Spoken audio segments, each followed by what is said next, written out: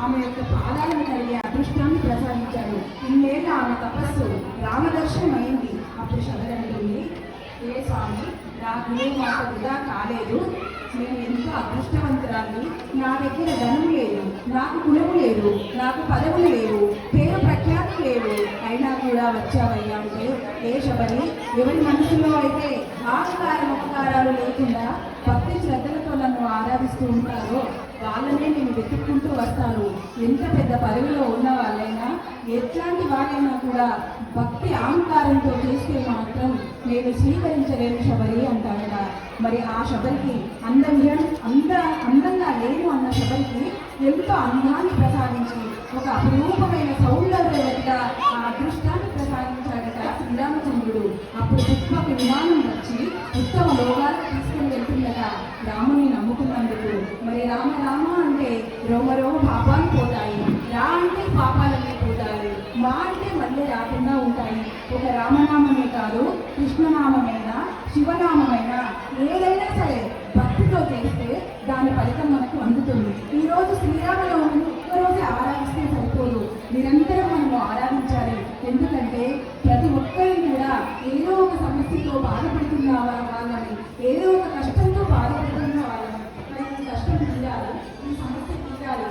ఎట్లా అంటే భగవంతుడే మన కష్టాలను తీరుస్తాడు, మార్గాన్ని చూపిస్తాడు. మరి ఈ సకల చరాచరానికి ఆధారం మనకు పీల్చే గాలిని, త్రాగే నీరును, తినే ఆహారాన్ని అన్నీ ప్రసాదించింది ఆ భగవంతుడే.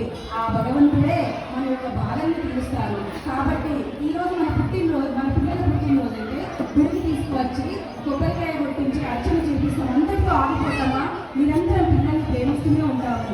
అలాగే మన పుణ్యం రెట్టింపు కావాలి అంటే, మన కష్టం పోవాలి అంటే నిరంతరం భగవంతుని ఆరాధించాలి. మరి ఆ కష్టాలు ఎలా పోతాయంటే, ఒకరోజు అనుకోకుండా మనం ఇంట్లో జారి పడ్డామనుకోండి, అప్పుడు మన కాలు నిలవే ఉంటుంది. కానీ భగవన్నామం చేయడం వల్ల ఏదో చిన్న ఫ్రాక్చర్ అయ్యి దెబ్బలాగి చిన్నగా పోతుంది. కాబట్టి నిరంతరం కూడా మన పనుల మధ్య పరమాత్మ నడుచుకుంటూ, మన సకర్మ చేస్తూ, మన బాధ్యతలు చేస్తూ, సమయం దొరికినప్పుడల్లా కూడా భగవన్నామాన్ని చేయాలి, భగవద్గీత చదవాలి, రామాయణం చదవాలి. భగవద్గీత శ్లోకాలు కాదు, దాని అర్థాన్ని తెలుసుకోవాలి. శ్లోకం తెలుస్తూ దాని అర్థాన్ని మనం మనసులో ఉంచుకోవడం ద్వారా మన ధర్మాన్ని, భక్తిని, జ్ఞానాన్ని పొందగలుగుతాము. అట్లా మనం సాధన చేస్తూ ఉండాలి. అంతేకాదు సీతారాముల కళ్యాణం అంటే, సీత అంటే భక్తి స్వరూపం, రాముడు అంటే జ్ఞానము, ప్రేమ, ధర్మము. మరి ఈ యొక్క సీతమ్మ తల్లి జ్ఞానంలో, ధర్మంలో మునిగిపోవడమే సీతారాముల కళ్యాణం. ఆ యొక్క ఇద్దరు కలిసిపోవడమే సీతారాముల యొక్క కలయిక.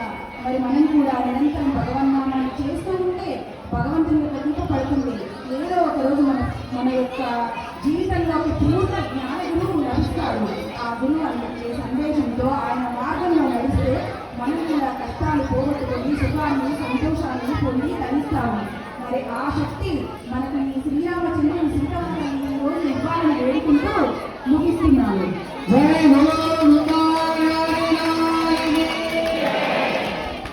మీకు అద్భుతమైనటువంటి కార్యక్రమం ఒకటి ఇప్పుడు కార్యక్రమంలో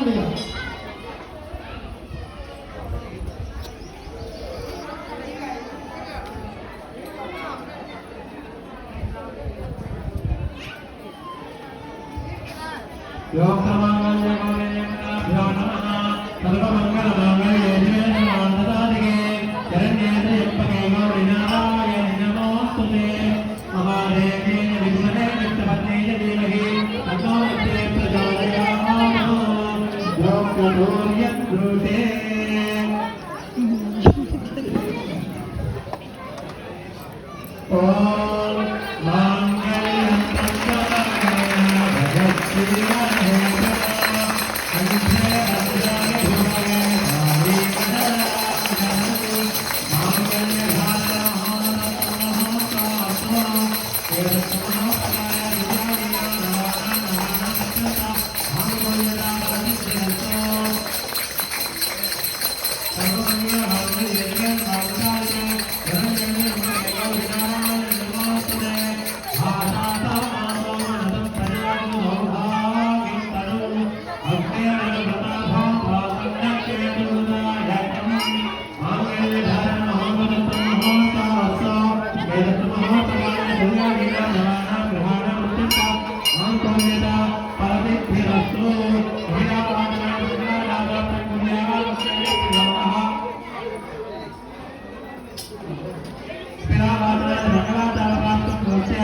योगः भरत्वाजन पैसा निर्भरतीर्य विस्पन्दनालोक्यस्य भृगारेति तदाभाग्यपाभ्या तदाभ्याभ्यामेन कृता स्वरकर्णनाय ब्राह्मणे सह कपिलागस्ता नयति ओम कपिल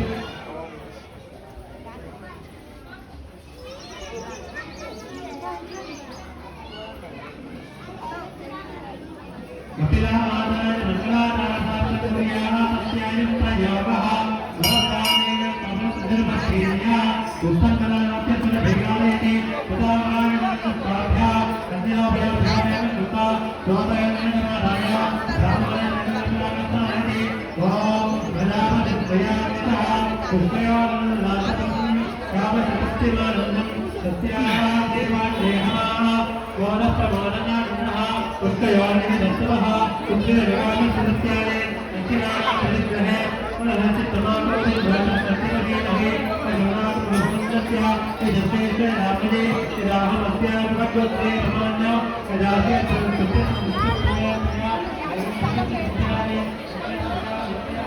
रामे दक्षिणानदे हरेण भागिना हरनो सत्येन वर्तन्तिकराः आदित्य हत्यनामिके आभक्तित्यनाभरन्न उजायज्ञश्च दक्षिणाम् प्रजामेकामसम्भव्यता यज्ञामे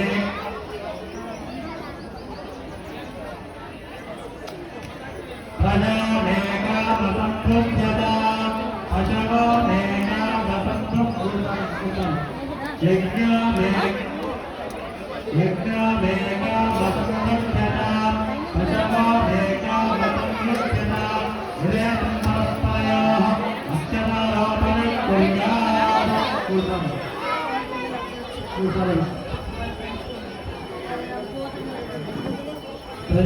प्रजामेकामसम्भव्यता अशवमेकामसम्भव्यता यज्ञामेकामसम्भव्यता